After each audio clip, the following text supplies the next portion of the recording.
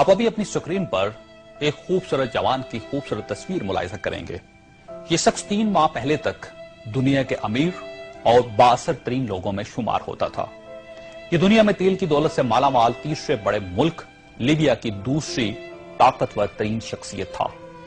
یہ کس قدر امیر اور بااثر شخص تھا، اس کا اندازہ آپ 2-3 مثالوں سے لگا لیجئے. یہ لندن میں تھا.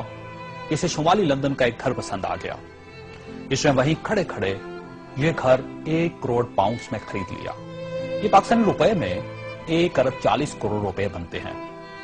اسے 2009 میں مانٹی کارلو میں اپنی 37ویں سالگرہ منائی. یہ دنیا کی مہنگی ترین سالگرہ تھی، جس میں روس کے الومینیم ٹائکون اور لیک ٹیری پاسکا، سونے کی کانوں کے مالک پیٹر منک اور مناکو کے شہزادے البرٹ سمیت دنیا بھر کی مشہور شخصیات نے شرکت کی. یہ پینٹنگ خریدنے کا شوقین تھا. اس کے پاس اربوں ڈالر کے شاہپارے تھے اور یہ تمام شاہپارے اس کے محلات میں لگے تھے. اسے 2006 میں اسرائیلی اداکارہ اورلی بینسمین اچھی لگ گئی تو اس نے اس کے گرد دولت کے انبار لگا دیے. چنانچہ یہ اس کی گرل فرینڈ بن گئی اور یہ دنیا کی مہنگی ترین گرل فرینڈ تھی. برطانوی وزیر اعظم ٹونی بلیئر اسے اپنا ذاتی دوست کہتا تھا اور اس پر 10 ڈاؤننگ سٹریٹ کے دروازے ہر وقت کھلے رہتے تھے. برطانوی شاہی خاندان نے اسے کئی بار بکنگم پیلس اور ونڈسر کاسل میں لنچ اور ڈنر دیے تھے. یہ لندن اور پیرس میں پلے بوائے کی زندگی گزارتا تھا اور اسے دنیا جہان کے قانون توڑ کر بہت خوشی ہوتی تھی. اس نے ایک بار پیرس کی شانزلیزے پر 120 کلومیٹر کی رفتار سے گاڑی چلا کر پوری یورپی دنیا کو حیران کر دیا اور پیرس کی سٹی حکومت کوشش کے باوجود اس کا چالان نہ کر سکی. یہ لیبیا کی انویسٹمنٹ اتھارٹی کا سربراہ بھی تھا اور یہ اتھارٹی دنیا کے کسی بھی ملک میں کسی بھی وقت $10 بلین تک کی سرمایہ کاری کر سکتی تھی اور یہ ایک بہت بڑا استحقاق تھا. اس شخص کا نام ناظرین سیف الاسلام ہے اور یہ لیبیا کے سابق حکمران کرنل قذافی کا بیٹا ہے. سیف الاسلام کرنل قذافی کا وارث اور ولی عہد بھی تھا اور اسے دنیا کا اس کے بارے میں خیال تھا کہ یہ کرنل قذافی کے بعد لیبیا کا حکمران ہوگا. یہ اس قدر بااثر تھا کہ کرنل قذافی کو نیوکلیر پروگرام ترک کرنے پر بھی اسی نے قائل کیا تھا. اس نے بلغاریہ کے اس میڈیکل گروپ کو چھڑوانے میں بھی بڑی مدد کی تھی جس پر بچوں کو ایڈز کے ٹیکے لگانے کا الزام تھا.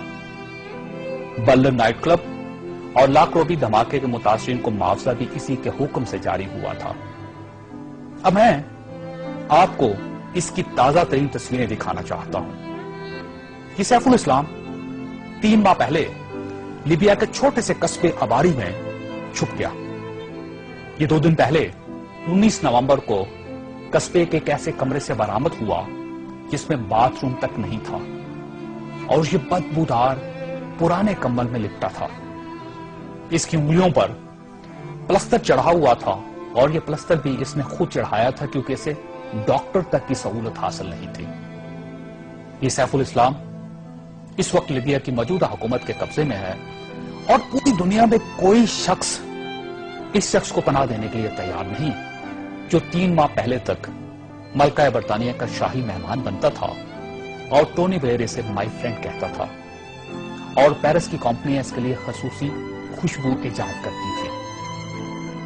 یہ ہے سوال اور یہ تصویر دنیا کے ان تمام حکمرانوں اور ان کے خاندانوں کے لیے عبرت کا سبق ہے جو اقتدار کو سب کچھ سمجھ لیتے ہیں اور جو اس زوم میں مبتلا ہو جاتے ہیں کہ ان کے اقتدار کا درخت ہمیشہ سبز رہے گا. یہ تصویر دنیا بھر کے حکمرانوں سے چیخ چیخ کر کہہ رہی ہے کہ جو حکمران عوام کا اعتماد کھو دیتے ہیں ان کا یہ انجام ہوتا ہے. انہیں بدبودار کمبل بھی پناہ نہیں دیتے.